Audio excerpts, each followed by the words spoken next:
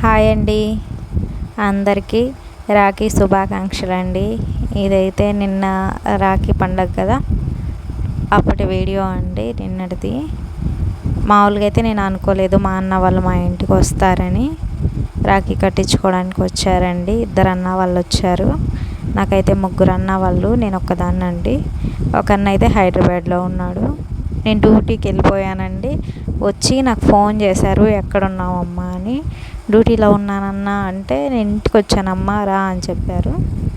సరే అని చెప్పి నేనైతే మా నర్స్ని పర్మిషన్ అడిగేసి నేనైతే వచ్చాను. మా అన్న వాళ్ళు వచ్చారు అని చెప్పగానే సరేనమ్మా వెళ్ళు అని చెప్పింది మా నర్సు. అందుకని నేను వచ్చేసానండి. వచ్చేలేక వెయిట్ చేస్తున్నారు మా అన్న వాళ్ళు అయితే. ఇంకా రాఖీ పండగకి వచ్చారు. ఇంకా నేనైతే రాఖీలు కూడా తీసుకోలేదండి. నేను సెంటర్ నుంచి వస్తూ రాఖీ తీసుకొని వచ్చాను. మా అన్న వాళ్ళ కోసం వచ్చారు, ఖచ్చితంగా కట్టాలి అనేసి. ఫస్ట్ కట్టింది మా పెద్ద అన్న అండి. ఇప్పుడు సెకండ్ కడుతుంది మా లాస్ట్ అన్న, అంటే మూడో అన్న. మధ్యలో అన్న వచ్చేసి హైదరాబాద్లో ఉన్నాడు. నాన్న అన్న ఇద్దరు హైదరాబాద్లో ఉన్నారు. వీళ్ళిద్దరికైతే కట్టానండి. నాకైతే చాలా సంతోషం అనిపించింది. ప్రతిసారి కట్టేదాన్ని కాదు, ఎందుకంటే ఎవరో ఒకళ్ళు మిస్ అవుతారు. ఖచ్చితంగా ఎవరికో ఒకరికి కడతాను, ఒక్కొక్కరికే కడతాను. ఇలా ఈసారి అయితే వీళ్ళిద్దరు కట్టడం నాకైతే చాలా హ్యాపీ అనిపించింది, సంతోషంగా ఉంది. ఇంకా అండి రాఖీ పండుగ ఎవరెవరు అనేది సెలబ్రేట్ చేసుకున్నారు అనేది కమెంట్ చేయండి. రాఖీ ఫెస్టివల్ మీరైతే ఎలా సెలబ్రేట్ చేసుకున్నారనేది చెప్పండి ఒకసారి. మేమైతే మామూలుగా అయితే రాఖీ కట్టకూడదు అంటండి, మేము క్రిస్టియన్స్, కట్టకూడదని చెప్పారు.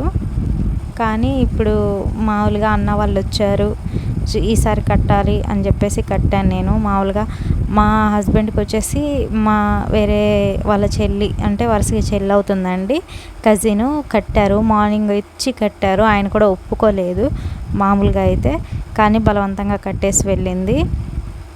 ఇంకా ఆయన కూడా కట్టించుకున్నాడు కదా అనేసి. మామూలుగా అయితే నేనైతే రాఖీలు కూడా తీసుకురాలేదు, అప్పటికప్పుడైతే కొన్నాను.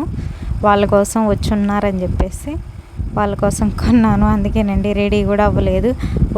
వచ్చిన వెంటనే అండి యూనిఫామ్ మార్చేసుకొని నేనైతే ముందు వాళ్ళకి రాఖీలు కట్టాను.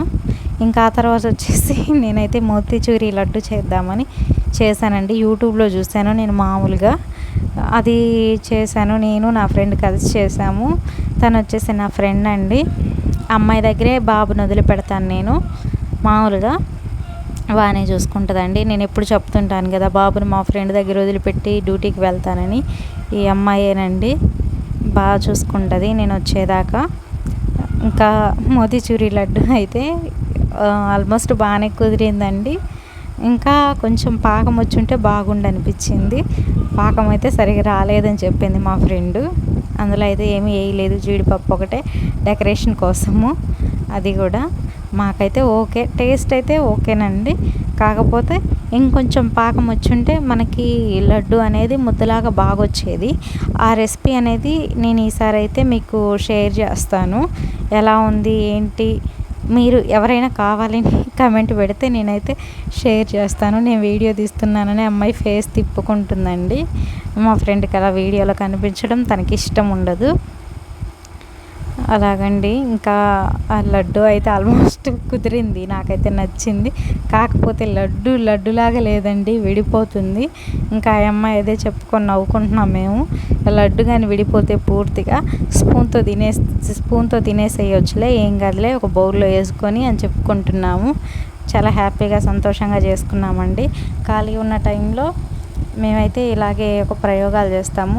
ఇంకొకటి ఏంటంటే, నేను ఫుడ్ కలర్ వేసానండి, గ్రీన్ కలరు. ఎందుకో అవి గ్రీన్ కలర్ రాలేదు, నాకు అది చాలా బాధ అనిపించింది. ఫుడ్ కలర్ అయితే ఎక్కువ వేయలేదు. ఆ పాకం వేసేటప్పుడు అయితే కొంచెం గ్రీన్ కలర్ వచ్చింది, కానీ ఆ పొడి అంతా పోసిన తర్వాత అదేంటో మళ్ళీ ఎల్లో కలర్గానే ఉంది. నేను ఫుడ్ కలర్ తక్కువ వేసాను అనుకుంటా.